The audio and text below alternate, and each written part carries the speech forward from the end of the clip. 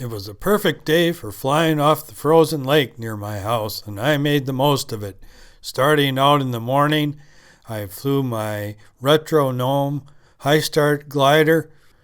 There's a lot of room on this lake, but there was a lot of people out fishing, and I tried to position myself somewhat in between and tried to figure out, where my glider might drift. And I did pretty good to start with in the morning. But later in the day, I had a little trouble with an electric free flight. I got out my Sniffer, which has an electric motor, and it has RC for motor control and RDT.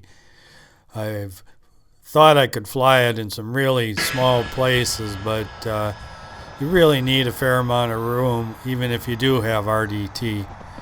Well, I had 4 really good flights, and I thought I had the drift figured out pretty well.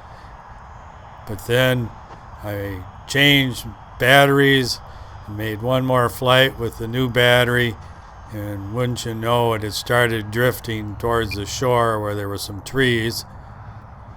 This setup was really good for learning free flight because you could completely control the power, start out with less power, or you could level the power off just as it got to the top of a climb so it wouldn't stall. Or if you got in trouble, you could cut the power, and then of course you could DT it at any time. So I learned a lot from this plane, but now I've kind of gotten bored with it, and I was thinking of putting a glow engine in it. I've got an OK Cub 024. I think that might work. So on this flight, it seemed like it was going closer towards those trees, and I let it glide for a little while, and I think, oh well, I'm getting pretty darn close, I better give it a DT. And I couldn't really see it come down, and when I came over there, here I found this.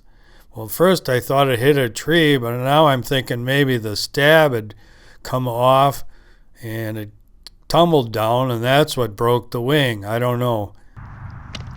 After that, I got out my streak. And the last time I had trouble with the motor was twisting. It wasn't running very good. This plane seems to run backwards a lot. Well, I didn't have it trimmed right. In the first flight, it made a spiral and broke the propeller. I went back home, put on a new propeller. First time I launched it, I hit the DT and it did a loop. Well, after that, it flew just beautiful. I made about 5 flights that were just perfect. The last flight, I really got it up high.